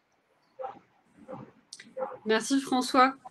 Alors pour la seconde question, je me tourne vers Oriana. Comment créer un écosystème favorable pour les pépites de la tech? Alors, je vais peut-être utiliser que 2 mots dans ma réponse, qui seraient cohérence et formation. Formation d'abord, on le disait en introduction de cette table ronde, parce que sans formation, sans compréhension des écosystèmes, tout ça va très vite rester à lettre morte, puisque les utilisateurs ne seront pas au rendez-vous, ils iront sur des technologies peut-être plus simples, mais du coup moins protectrices. Et ensuite, la cohérence, parce que on voyait dans le chat les réflexions sur les ministères, la gendarmerie, etc.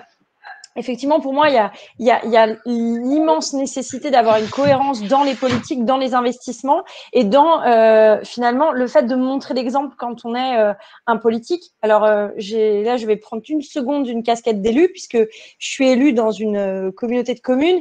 Et effectivement, l'idée de cette cohérence entre ce que l'on souhaite au quotidien pour son économie et ce qu'on va soi-même s'appliquer est quand même crucial pour faire avancer le schmilblick, je dirais, enfin en tout cas pour faire avancer cet écosystème. Et il y a une seconde dans le chat, il y avait un retour sur le prix des certifications de l'ANSSI et effectivement, il ne faut pas non plus que ce qu'on demande pour les TPE, PME soit en soi un frein. C'est-à-dire qu'il faut avoir suffisamment de fonds propres ou de subventions ou de levées pour arriver à passer cette labellisation, cet adoubement pour bénéficier en fait de l'aura que donne ce label ou de l'ANSSI par exemple. Et en même temps, il ne faut pas que ce soit un frein parce que sinon on ne pourra jamais faire développer des petites entreprises qui vont rester avec, comme le disait François, des difficultés en fonds propres extrêmement importantes. Donc pour moi, pour favoriser un écosystème de la pépite tech, ou de toute pépite d'ailleurs, il y a quand même ces 3 aspects donc qui sont pour moi la formation, la cohérence et après on l'a dit tout à l'heure, je vais pas me répéter, la commande publique évidemment puisque il faut qu'il y ait une confiance aussi de l'État dans ces pépites et puis il faut accepter de se tromper. En fait, on a aussi le droit et ça on a beaucoup de mal en France vu qu'on est un peu bloqué sur la gestion du risque. On n'a qu'à regarder les taux d'emprunt, ce genre de choses. Toute la politique autour du taux d'usure. On a du mal à accepter d'investir sans avoir un retour sur investissement. Mais c'est le jeu. Aux États-Unis, ils investissent et puis parfois ça marche, parfois ça marche pas. Mais si on investit sur un grand nombre, statistiquement, c'est la vie. Il y a un retour. Il y aura statistiquement un retour plus intéressant. Donc je pense qu'il faut accepter le jeu de ce risque de l'investissement quand on est un État ou l'Europe plus largement. Merci Oriana. Cédric, un complément à cette question? Oui, en fait, sur l'ensemble de l'écosystème, d'une manière en fait donc générale, je pense que quand je vous donne un retour d'expérience en tant que jeune entreprise, nous, ce que l'on cherche, en fait, donc avant tout, il faut une crédibilité, il faut de la notoriété, il faut en fait que les premiers utilisateurs puissent en parler, et c'est important parce que les meilleurs prescripteurs, ce sont en fait les premiers utilisateurs, donc il faut organiser en fait donc la parole et les retours donc d'expérience. Ce qui est certain, c'est que il y a tout un écosystème des startups qui s'est créé avec des accompagnateurs, des gens qui coachent, des anciens entrepreneurs en fait, etc. Mais avant tout, ce qu'une startup en fait cherche, ce sont des clients. Et donc, il y a beaucoup, en fait, justement, je trouve, de startups qui perdent beaucoup de temps avec des départements innovation dans les entreprises, à faire des POC, des proof of concept, qui, grosso modo, cantonnent les ruptures technologiques et l'innovation dans des départements innovation, alors que ce qu'il faut, c'est être en contact direct avec les directions opérationnelles des entreprises, avec des vrais cas d'usage, et pas avec les départements innovation. Combien de grandes entreprises s'achètent une image de marque d'innovation en épuisant des startups avec des POC qui n'en finissent pas. Et donc, c'est pour ça que nous, chez Olvid, on ne fait pas vraiment de POC. On préfère essayer de vendre des licences, même si c'est donc très peu, mais au moins pour après regarder, ben voilà, vous utilisez une solution, on regarde en fait les cas d'usage. Est-ce que vous pouvez penser que notre solution peut adresser des cas d'usage avec des licences en fait plus importantes à terme, etc. Donc je pense que quand on fait de l'innovation, quand on fait en fait des ruptures technologiques, on essaye de raconter des histoires en fait qui sont autres, il faut faire attention à ne pas tomber avec des interlocuteurs qui font eux-mêmes de l'innovation. Il faut aller avec des vrais gens qui ont des vrais cas d'usage, des vraies problématiques, et il faut mieux essayer donc de vendre justement le produit, des licences, peu importe les modèles économiques, plutôt que de se cantonner à essayer de faire de l'expérience avec des départements innovation qui parfois sont loin des réalités opérationnelles des entreprises. Merci. François ? Oui, alors un mot pour compléter, pour faire le lien avec la question suivante, je pense, sur la remarque de Cédric sur les départements innovation. Donc c'est très vrai, hein, il y a une vraie pratique, effectivement, dans les grands groupes de mettre les startups dans un parc à startups, et puis on les regarde faire des trucs de startups, et puis une fois qu'on estime qu'elles ont assez joué, ben, elles repartent chez elles. Et donc ça, c'est une perte de temps qui est très forte pour la startup, et donc qui dit perte de temps, dit mécaniquement perte d'argent. Et c'est même plus pernicieux que ça, puisque autant les Américains sortent le chéquier quand une technologie et quand une société les intéresse, autant en France, on a le loisir d'étouffer l'innovation, justement par ces pratiques-là, puisqu'on la met dans un parc, on regarde ce qu'elle fait, et puis si par hasard c'est intéressant, bah, on va copier, et puis on va se positionner sur ces marchés en frontal pour l'étouffer, pour essayer d'avoir une solution qui est peut-être inférieure technologiquement, mais qui va être sur le marché.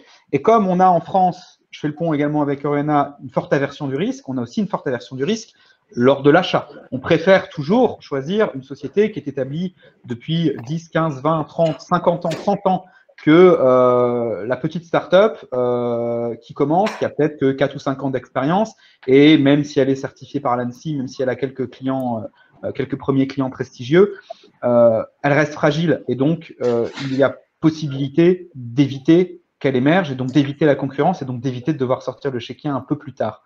Et faisant ça, on diminue l'innovation, on diminue la performance économique du tissu français, et donc, d'une certaine manière, ben, c'est contre la souveraineté, pour quand même faire le lien avec le sujet de la table ronde. Ça a également un impact négatif sur notre capacité à amener des solutions innovantes souveraines, et donc tout ce qui impacte la performance économique de la France, ça impacte sa souveraineté. Et on est là-dessus bien souvent sur un cercle négatif. Alors tout n'est pas noir, hein, ces pratiques existent, mais de plus en plus on voit des grands groupes qui sont capables de mettre les startups au contact des équipes métiers et d'avancer vers eux, vers des solutions qui soient métiers, qui soient orientées vers l'usage et vers l'utilisateur. Merci François. Alors du coup, avez-vous des exemples de pépites françaises parties entre les mains des géants étrangers vers Michel? Oui, il y en a une il n'y a pas très longtemps, hein, chez Kinable, c'est Alcide.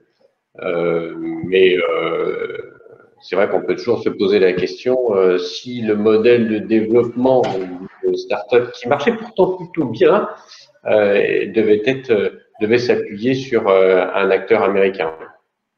Voilà, si c'est un exemple qui n'est pas forcément effectivement intéressant pour nous, dans le sens où la France avait investi, je dis la France, quelques acteurs français avaient investi dans cette solution, et cette solution, voilà, elle est maintenant partagée avec nos amis américains.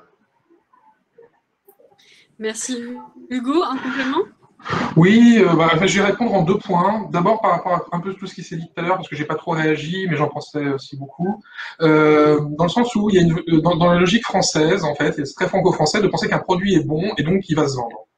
Et en fait, on voit que la guerre économique qui fait rage actuellement est la guerre de la maîtrise de l'information, parce que l'information, c'est aussi la représentation du monde, c'est la langue qu'on parle, c'est plein de choses.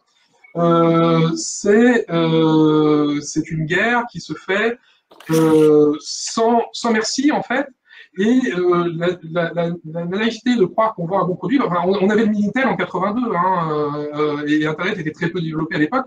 On a eu beaucoup d'exemples. Donc, je pense par exemple à Vupen, qui était une entreprise qui vendait des 0D, des vulnérabilités non patchées.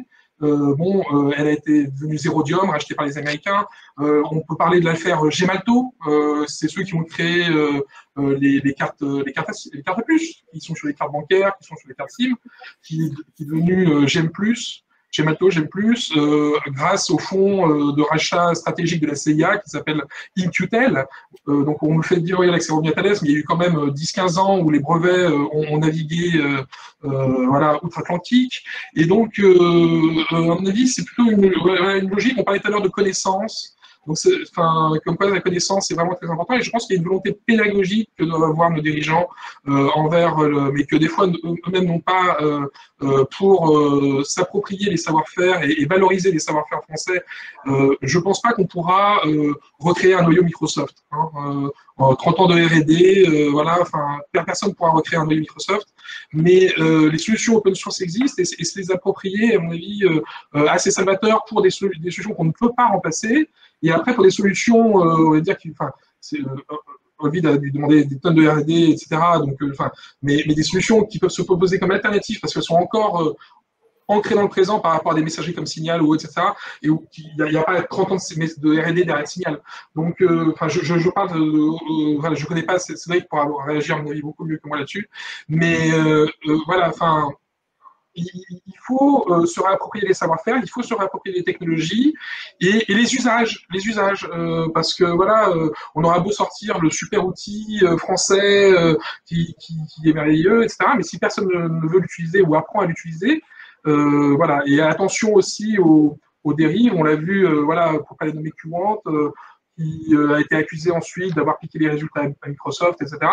Donc, il ne faut pas non plus foncer naïvement en disant « Ah, c'est français, donc c'est bien, ça soutient, les données sont bonnes, etc. » Mais à mon avis, ça va passer beaucoup par l'éducation, et l'éducation qui ne se fera pas forcément dans la paix, et même si je ne préférerais pas ça, mais ça se fait souvent dans la douleur, comme il y a eu Snowden, comme il y a eu Wikileaks. Les gens prennent conscience que d'un coup, ah oui, tout le monde nous surveille, mon téléphone peut me traquer, etc. Et donc ça sera, j'espère, un combat qui se développera au fil des années, et on est déjà en plein dedans. Merci Hugo.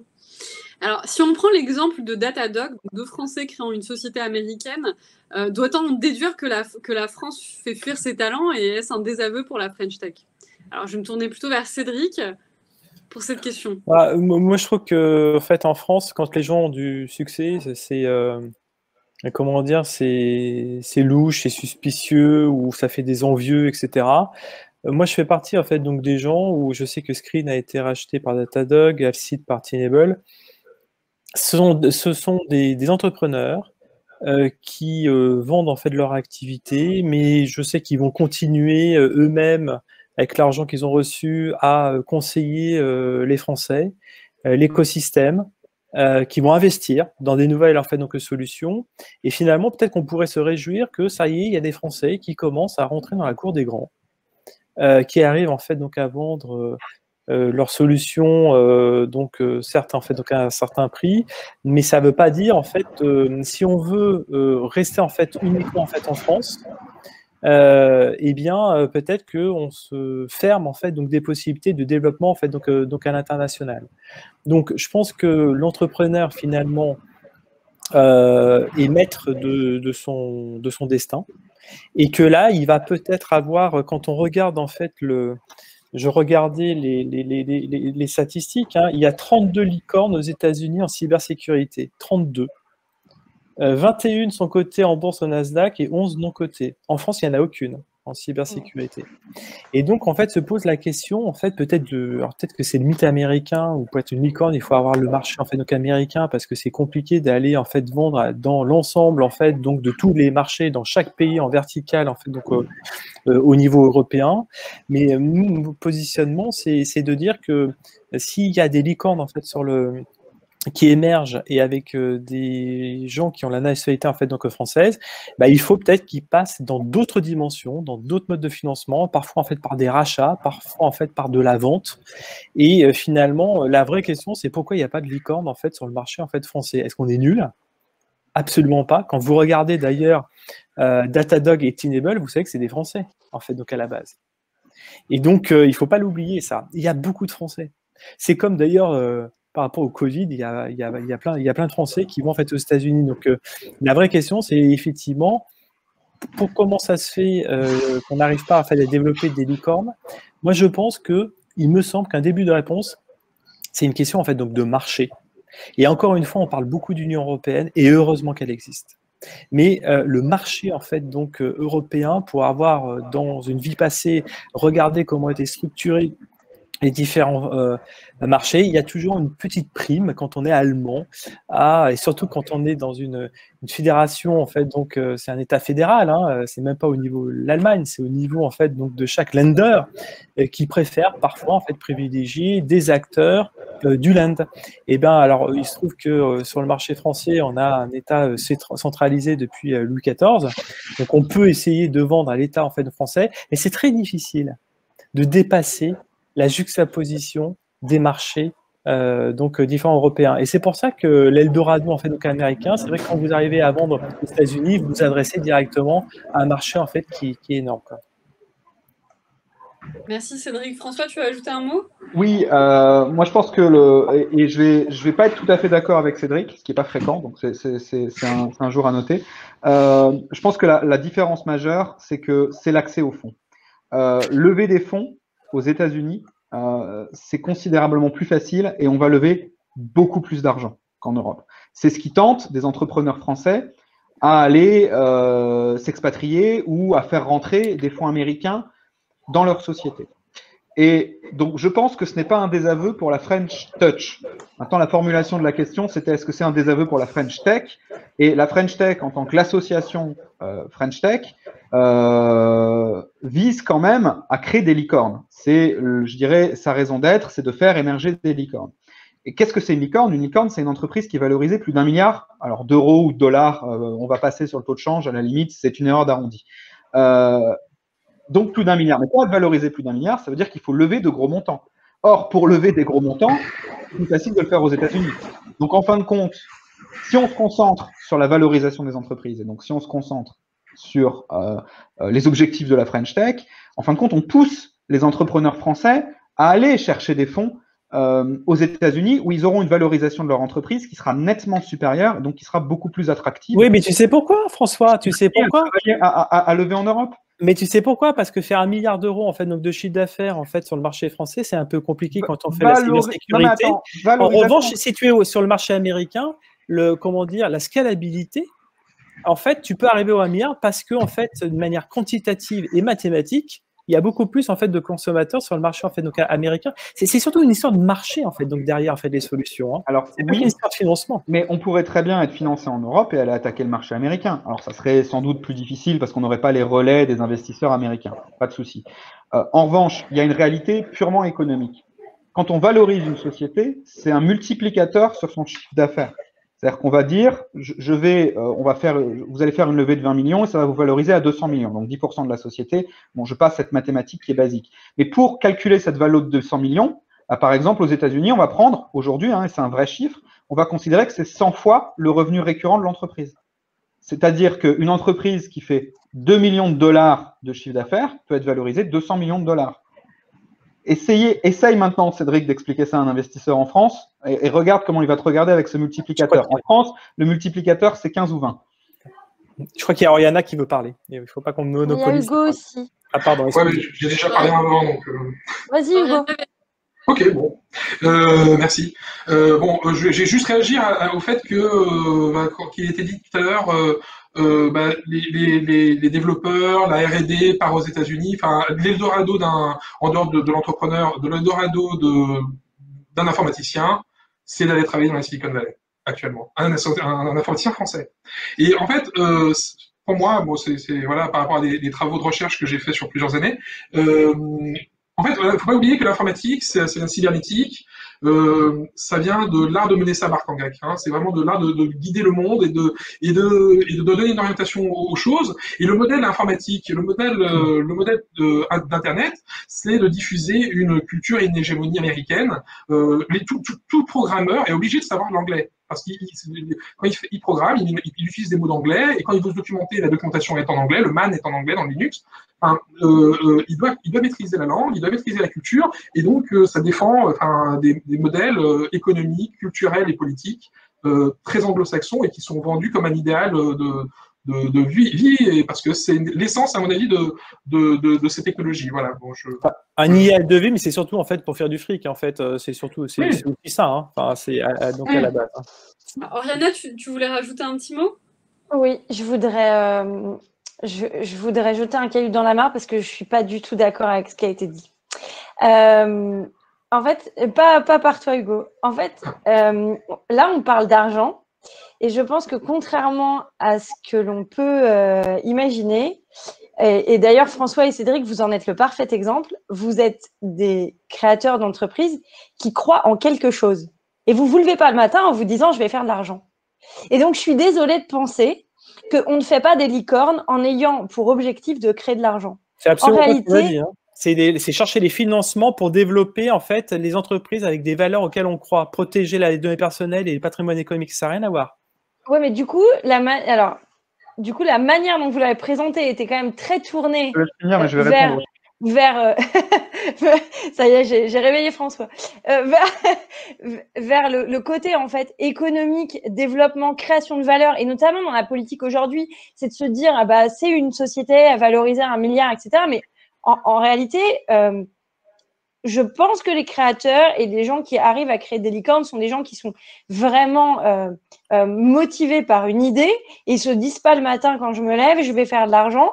Ce que vous êtes aujourd'hui, et je crois qu'il faut aussi changer cette idée de se dire une licorne, c'est uniquement de l'argent et que de l'argent et de la valorisation. Il y a aussi cette idée que derrière, on change quelque chose de manière suffisamment profonde pour qu'elle fasse changer un comportement. Et aujourd'hui, ce changement de comportement, c'est pour moi ce qui doit gouverner en fait le développement des entreprises. Et si en Europe, on arrive à dire, eh bien nous, on veut soutenir des entreprises qui vont changer les comportements, qui vont amener autre chose, et pas uniquement des entreprises qui font du fric, eh ben, je crois qu'on aura gagné un pari. Et on aura gagné un pari beaucoup plus intéressant que celui du marché.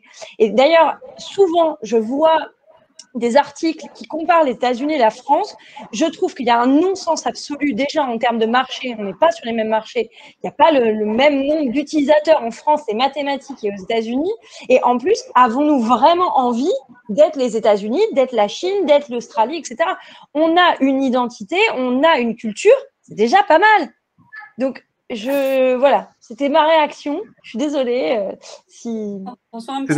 Cédric, tu vas ou j'y vais? Non, mais enfin, en tout cas, donc, je prends juste l'exemple en fait, donc, de Olvid. Nous, on était tous consultants, DG de boîte et tout. On a tout plaqué pour faire Olvid parce qu'on a ras-le-bol de se faire exploiter les données personnelles. Il y a des valeurs que tu peux pas imaginer, quoi. Et chaque matin, on se dit ça parce que parfois, en fait, donc voilà. Après, tu ne peux pas. Après, il y a des gens, l'entrepreneur. Voilà, il fait des choix. Il y en a qui revendent en fait leur boîte. Ils vont se faire en fait de l'argent, mais je pense qu'ils vont la réinvestir parce qu'il y a beaucoup en fait d'entrepreneurs qui deviennent des business angels, qui deviennent des mentors, etc. Et c'est ça qui est intéressant et qu'on peut rentrer dans un cercle vertueux aussi. C'est-à-dire que il y a des gens qui ont créé en fait donc des boîtes et qui vont le réinvestir en fait donc autrement et qui vont en faire bénéficier l'écosystème français. C'est ce que je voulais dire. Mais après, je suis d'accord avec toi. Qu'est-ce qui fait en sorte qu'on a créé en fait donc des boîtes, c'est que il y a toujours des fondamentaux, des valeurs. On est tous en quête de sens. Sinon, effectivement, ça n'a pas beaucoup d'intérêt. Ben, du coup, et c'est pour ça que pour moi, la politique telle qu'elle est menée aujourd'hui, de se dire on va créer des structures, on va accueillir des startups et elles vont lever de l'argent, eh bien, en réalité, je crois qu'on se trompe. Et vous êtes deux parfaits exemples de personnes qui ne faites pas ça, de créateurs qui ne faites pas ça et qui sont sur cette idée d'avoir une véritable volonté de changer quelque chose. Et donc, je crois que c'est quand même dommage que nos politiques aujourd'hui soient tournées sur cet aspect.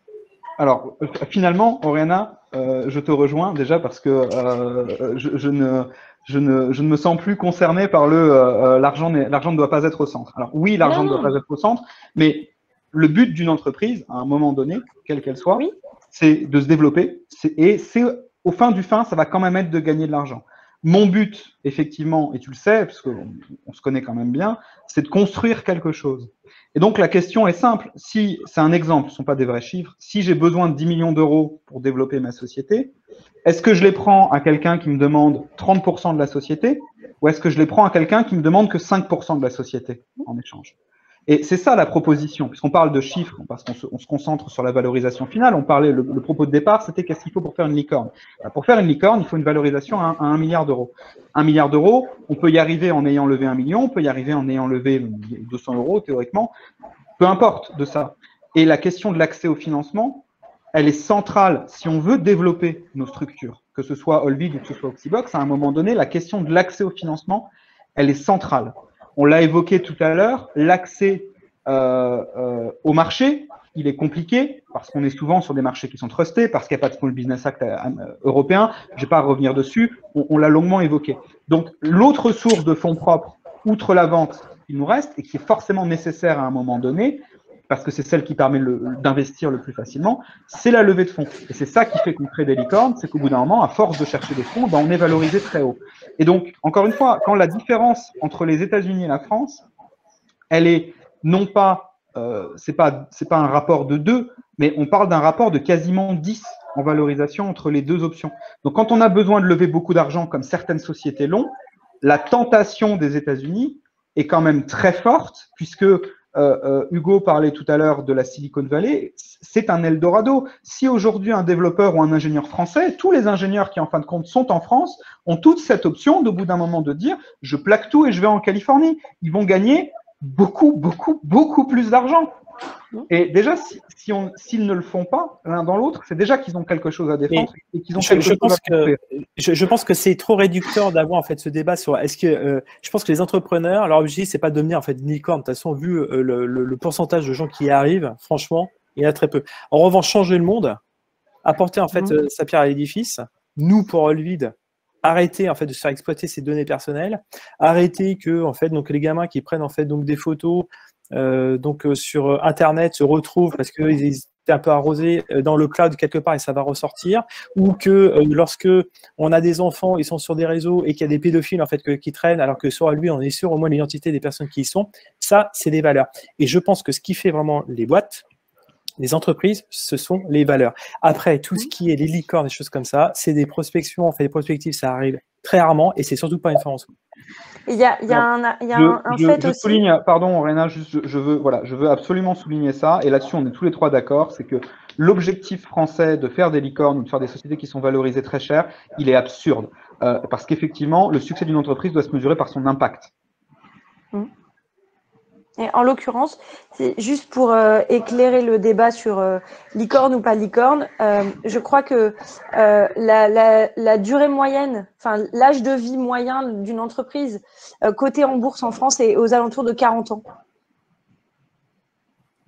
Ça laisse songeur, alors qu'aux États-Unis, c'est moins d'une dizaine d'années, l'âge moyen.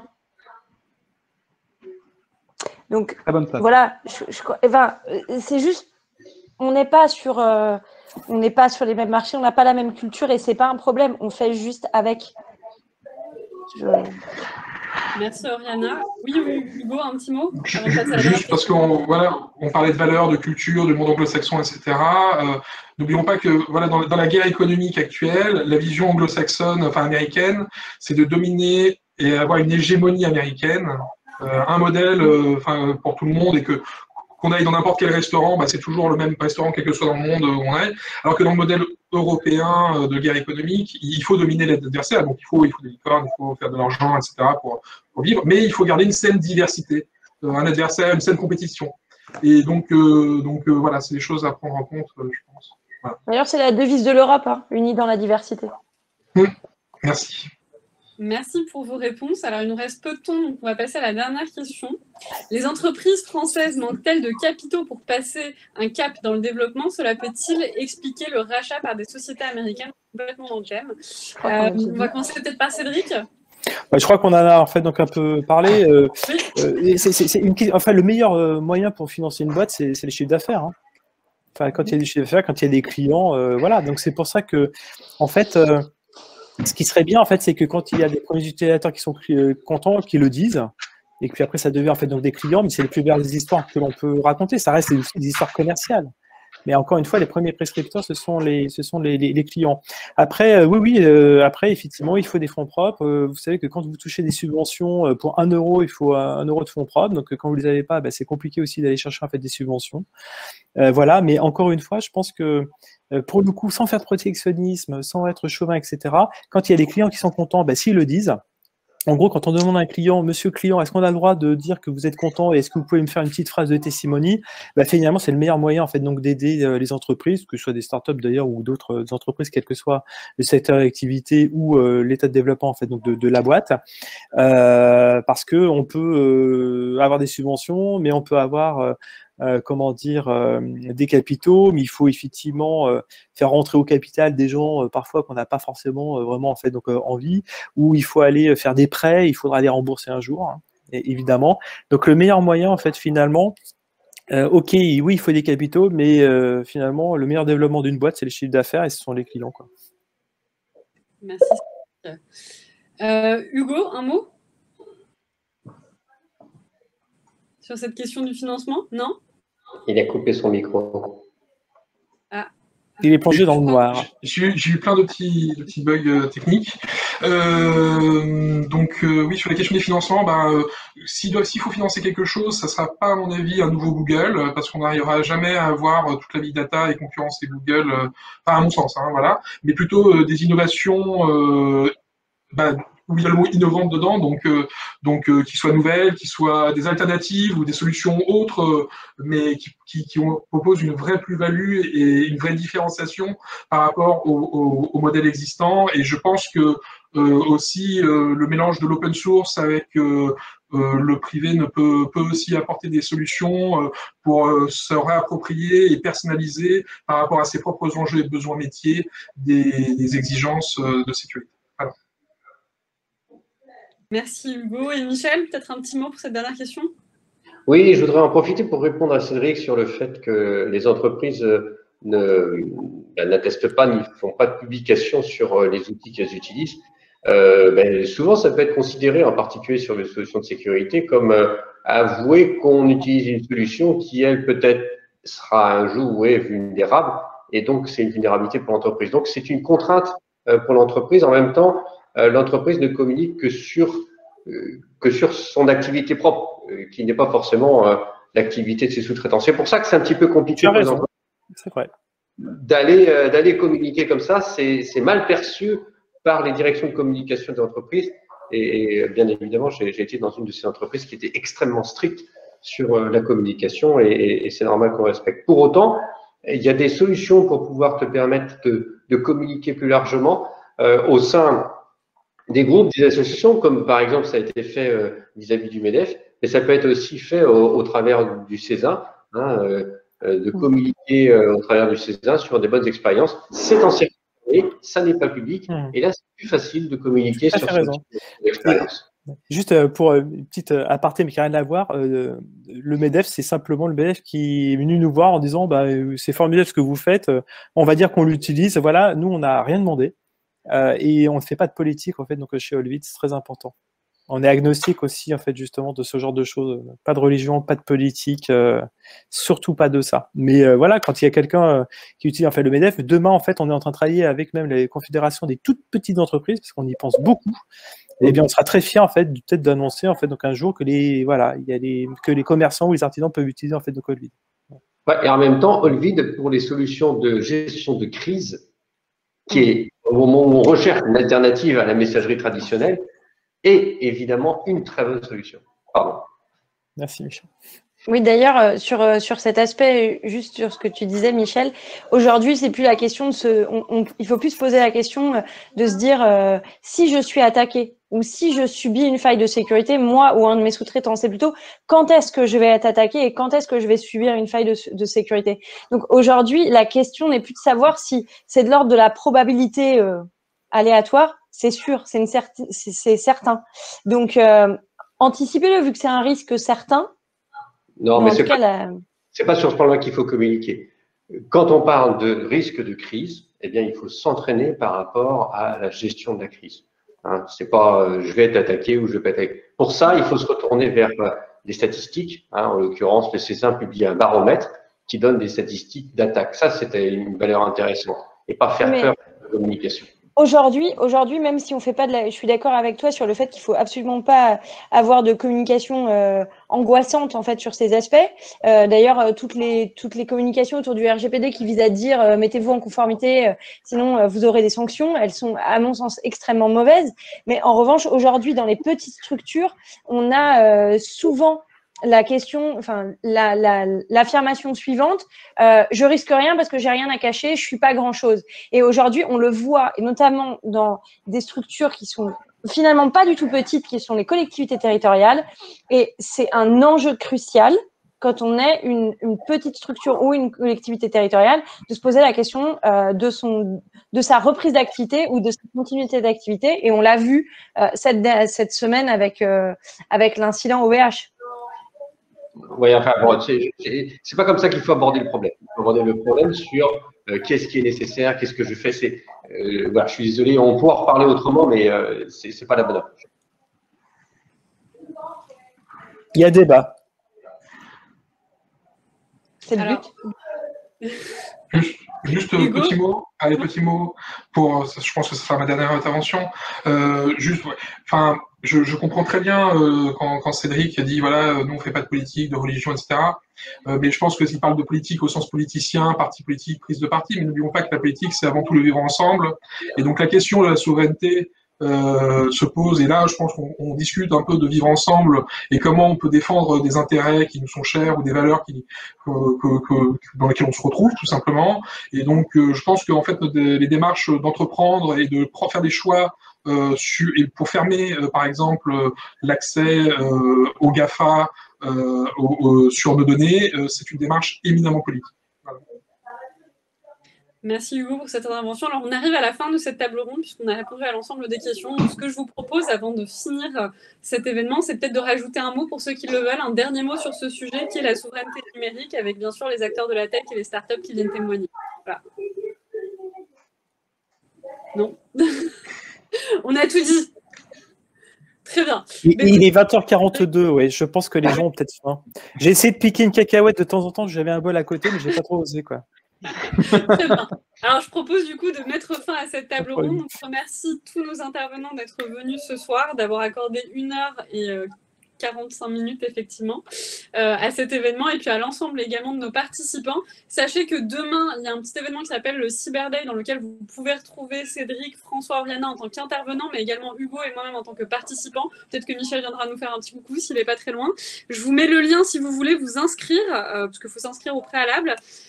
N'hésitez pas également à nous suivre pour Risk Intel sur notre LinkedIn, comme ça vous serez informés de l'ensemble de nos événements à venir, nos tables rondes, nos interviews et nos talk shows qui sont notamment en partenariat avec le pôle d'excellence cyber. Voilà. Je vous remercie à tous en tout cas pour le moment que vous nous avez accordé. Je vous souhaite une excellente soirée. Merci à vous. Merci à vous. Super dynamique.